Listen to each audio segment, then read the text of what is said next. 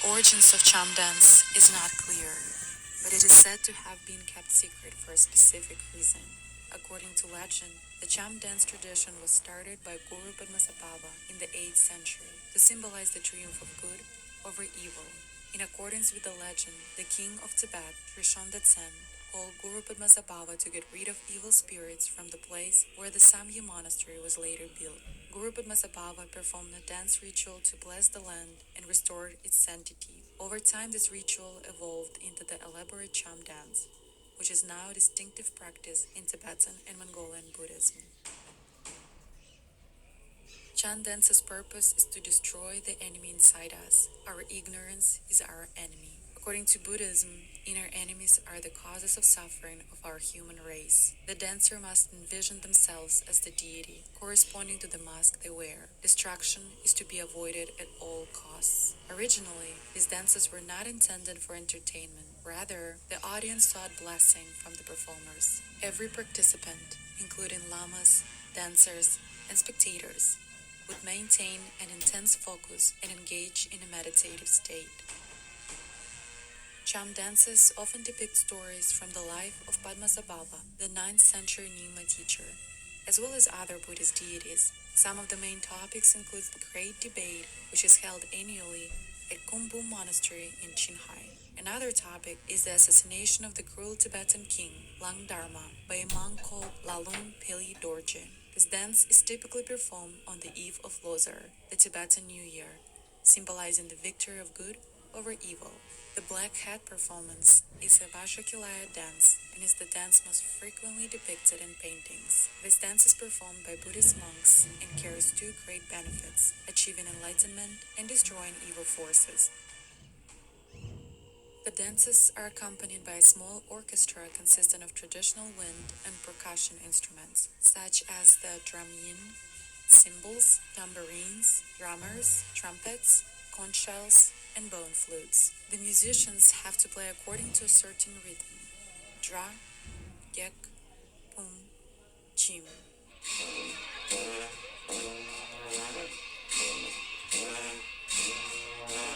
Dra, inner enemy; gek, destruction; pum, combined; jums, crushed. This is the special sequence that must be followed by playing the musical instruments.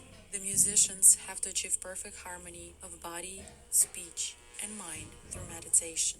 All the sounds, including the lamas chanting, the rhythm of the cymbals and trumpets, must be in perfect synchronization. The masks are larger than a person's head and are made of papier-mâché. They had large wigs made of yak hair. Mongolian masks, symbolizing the actual presence of a deity, are never pierced through their eyes. The dances must demonstrate the god's care, which is why the eyes can be pierced. As a result, the performers have to look through the mouths of the masks, adding extra height to their appearance. Functioning as a temporary residence of gods and demons, these masks are similar to statues and are treated as sacred objects. When not in use, they were stored in monasteries and honored in daily rituals.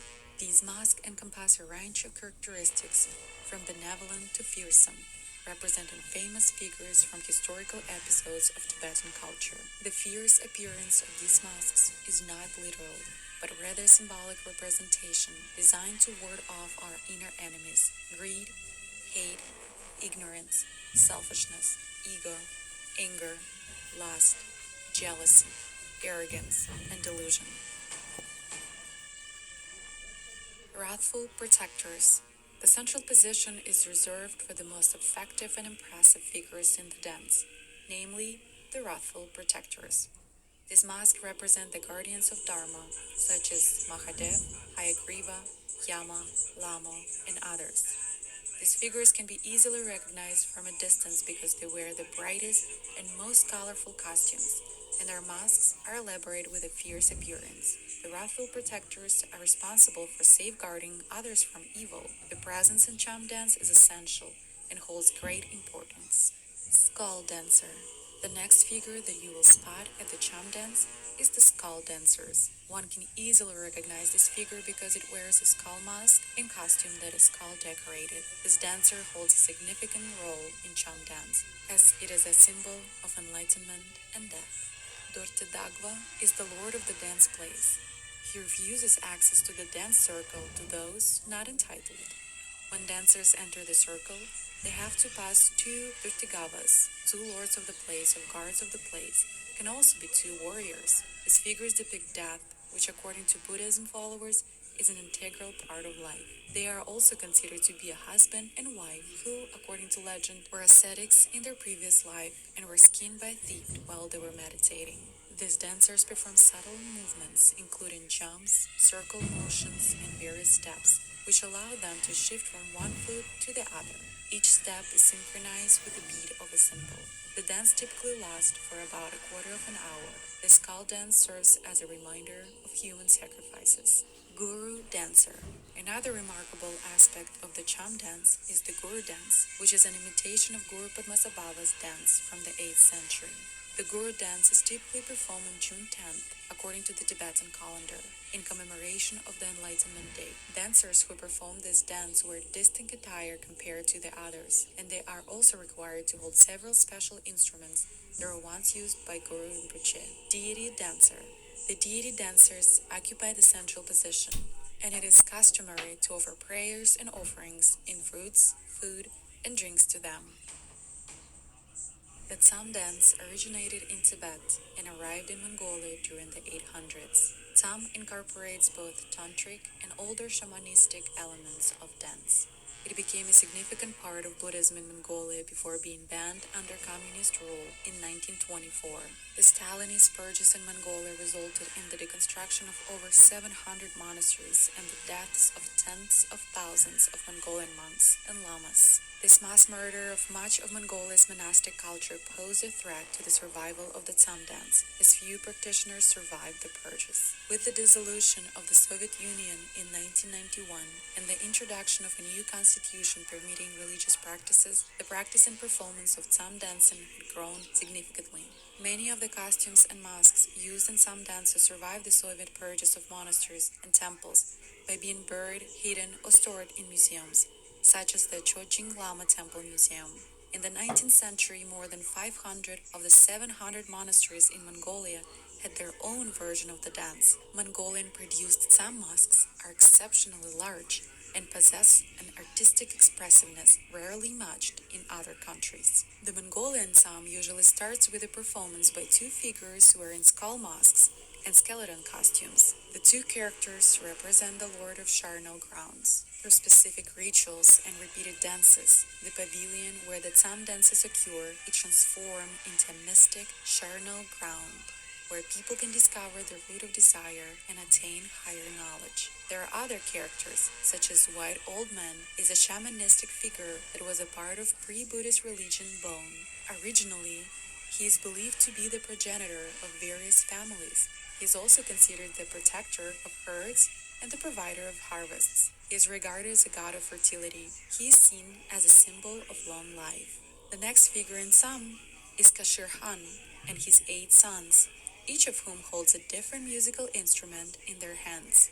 Kashir Han is portrayed as the ruler of Kashmir and typically wears a long dress with a necklace of long rose quartz malas around his neck. Groups of characters wearing demonic masks appear and dance around the circle, including the god of war, the guardian of religion, and the god of wealth, with the purpose of destroying all evil. The festival concludes with the Lama representing the god of wealth, wearing a stag mask who tears apart a special cake called linka. A sacrificial offering shaped like a human figure made from dough is ritually cut into pieces and scattered in the 4 cardinal directions. This act symbolizes the destruction of the enemy of Buddhism and the purification of the human soul from the 3 evils of ignorance, jealousy, and hatred. Some scholars have suggested that this practice is connected to pre-Buddhist human sacrificial ceremonies in Mongolia. The only participants in the ritual who do not wear masks represent the early stadium of pre-Buddhist tradition religion called Bon. Bongpo, much like the popular Mongolian religion, had distinct shamanistic characteristics. The final chapter to appear in the Tsam square is Yama, the god of the realm of death, and the supreme judge of the dead, whom the Mongols refer as Erling Khan. He typically wears a black buffalo mask and carries a lasso from capturing souls in one hand and a skeleton-shaped scepter in the other. His arrival at the head of the procession marks the climax of the ritual. And this is it for today. Thank you for watching this video. I hope you learned something